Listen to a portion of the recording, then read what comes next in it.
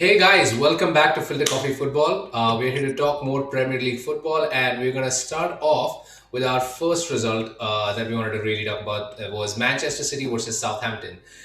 Before we go ahead with that, though, again, like always, like, share, subscribe, give us your comments down in the comment section below, and please help us grow. We're doing everything we can to kind of help really build this up. We're really enjoying ourselves, and we'd like to know that you guys are enjoying it too. Without wasting any more time. Manchester City nil, Southampton nil. Horrible result for City. I mean, home playing against Southampton. What is your takeaway in this? I know you're really, really critical of Manchester City. I mean, does Pep expect fans to come for this? Might as well not. I mean, if I want to watch atrocity, I might as well watch it on TV rather than go to the stadium and see zero football being played. I mean, you have what? You have everything everywhere. You have all sorts of attacking talent, all sorts of defensive talent. You have a creator, you have a playmaker, you have what do you say, a CDM, you have wingers. What do you not have, and why can't you like play against a team like Southampton, that too at home, and not create chances, let alone scoring them? Scoring can only be done after you create chances. This City team, I felt, was playing under their under their talent. I mean, this was not how a City team should play or how a well stacked team should play. This never felt like any movement. Yeah, I mean, I didn't watch the match. I only watched the highlights, and part of the reason was because I figured this was like a given result. Like there was no way City were going to drop points against Southampton. And again, no disrespect to Southampton. In fact, more than enough praise needs to go to them because fabulous. They just completely shut the City type side down. I throughout the highlight reel, I don't remember a single real opportunity that Manchester City created, except for the one right at the very end, which got called off for offside. So, Offside. I mean, amazing credit to Southampton for so effectively shutting down, like you said, a stacked Manchester City attack, which, I mean, who would have thought of it? Now, Southampton themselves didn't really create a whole bunch. They had their own claims for a penalty ruled out by VAR. Kind of It's 50-50. Yeah, it was a soft situation, so I'm not super um, I'm not upset about that. I mean, I'm pretty sure Southampton will have a few words to say about it, but again, fabulous result for Hasenhüttl. Two great results against the Manchester clubs in the opening days of the season, which is really great for them and should give this squad a lot of confidence. And Pep really needs to revisit his approach towards games. I mean, they need to have some sort of plan B. They didn't even try to win a lot of free kicks in dangerous areas or try to win corners and try and threaten that way. They just looked so sterile in the attack, which is very unique for this Manchester City. Because usually when you're thinking about a nil-nil, you're at least thinking that okay, they just probably missed a bunch of chances, but this was just really bad, and that sees them going down. Where do you see City in terms of the title challenge this year? I think it's City to fluff it up. I think City might just fluff it up. They are not going to hold on to the title from what it looks like. This Yeah, I mean, this attack. I mean, there are teams that you see in the Premier League that have probably a fifth of the talent that City have, and they still keep on creating chances and keep on playing better football day in day out. But this City side seems like they turn up when they want to. They don't turn up when they don't want to. I mean, how is that even consistent? And without consistency, the 38 game Premier League season is just going to kill you. now you have to wonder. I mean, with the Champions League back, whether that intense 6-3 win against Leipzig had maybe something to do with their performance today. But I mean, they have in ridiculous squad depth. I mean, there's no way a team like Manchester City should be using that as an excuse. Again, the fan situations is not getting any better for them, so that really sucks for them too. Um, so yeah, I think they are firmly out of the challenge at this point because Liverpool are growing strength to strength. Chelsea, as we'll get to later on in our reviews for this weekend, are just looking unstoppable. and United look like a new team. Well, not necessarily a new team, but at least they have more to offer this season than they did last season. So yeah, on that topic, let's just segue right Leads to into yeah. our next result, which was Manchester United versus West Ham. A very hard fought 2-1 away victory for Manchester United. Way more contentious game than I thought. It was really evenly matched. So yeah, what was your main takeaway from this result? I was I was probably laughing the way United got their goals. I mean, the first one was definitely Fabianski fluffing it up. I mean, you make a great save, but then you leave the ball right out, and it is Cristiano Ronaldo. He is going to be there. 11 out of 10 times, he's going to be on your face waiting for you to make that mistake. And you do that, you give him the ball, it's a guaranteed goal, which was their first goal. The second goal, I thought West Ham like totally forgot Jesse Lingard now plays for United. The amount of space that you've given that kid, he's called it in with that amount of space. Why would you even do that? You have like 4 defenders back. We all are ball watching.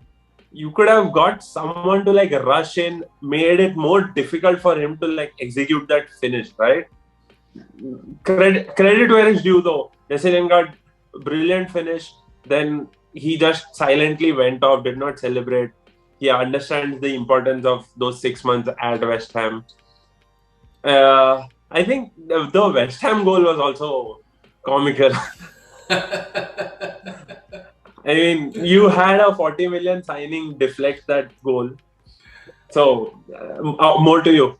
No, I mean, West Ham, I think both clubs got a little lucky in this match. Ronaldo really tried to get a penalty this game. That was just very fun to watch. Towards the end, they did probably deserve a penalty. There was definitely a foul right at the end with Kurtzuma just taking his feet off. And they didn't win that one. And I think it was a very. I wouldn't say it wasn't a penalty. The arm was out far enough to where a VAR would call it out. But again, it wasn't. It's not for me. It's within the realm of a normal hand position for Luke Shaw. So I felt a little bit unlucky for him on that occasion. But I mean, I would really differ on that because when when you're defending and you're on the ground, you don't have any reason to put your arms out wide.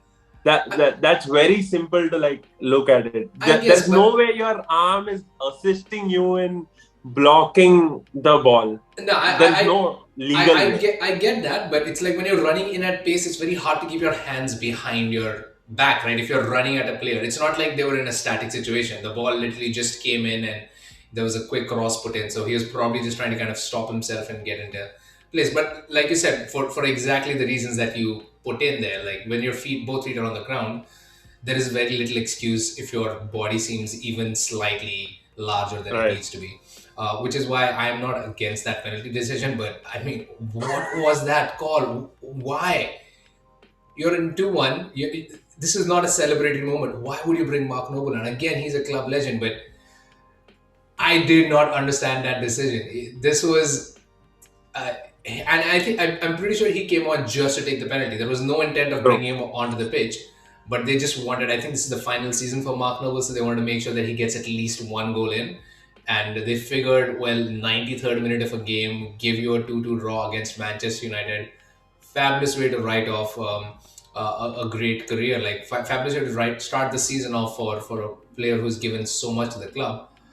Horribly wrong. Just went so horribly wrong for them.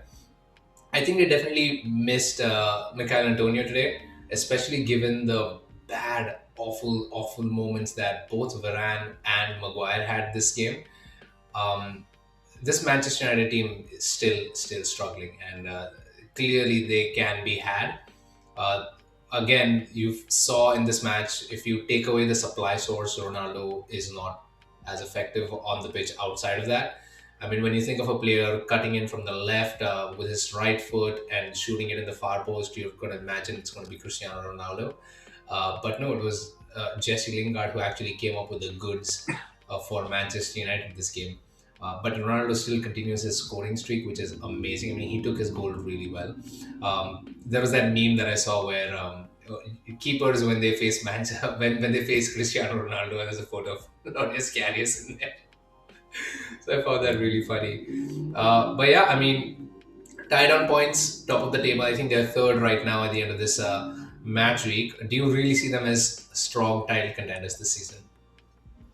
Could be contenders. They could be contenders. I mean, let's not discount the fact that they have filled up their gaps in all probability, but they seem shaken in ways more than one. And I mean, also huge credit to David De Gea, who's probably saved a penalty after a long time. And I mean, and this is against a player who has probably not missed a penalty for a while. Mark Noble hasn't missed a penalty for a while. David De Gea hasn't saved a penalty for a while. What are the odds of the result flipping, right? So, Yeah, I mean, he's having an amazing season so far. He's single-handedly saved United at least 4 points already, 5 games into the season, which is absolutely amazing when you look at it that way. So yeah, I still don't see them as title contenders though. I mean, if anything, this result showed me was that United are better going forward. They still have Jadon Sancho to really start clicking into gear, and whenever Rashford is back, he's going to be a huge addition to the team as well. But defensively, this team still has a lot of holes. Just that one CDM position, it makes a huge difference for them. So yeah, I don't see them as being title contenders, but definitely finishing in the top four again. But yeah, that was our look at both the Manchester clubs this weekend. We're also going to talk about two other results this week, so please go ahead and join us when we discuss that video as well. And yeah, this is us signing off. Please like, share, subscribe, comment down below what you think about our results, what the results this weekend and the season going forward, and obviously also give us a follow on Instagram at Filter Coffee Footy. Take care, guys, and have a great day. Bye.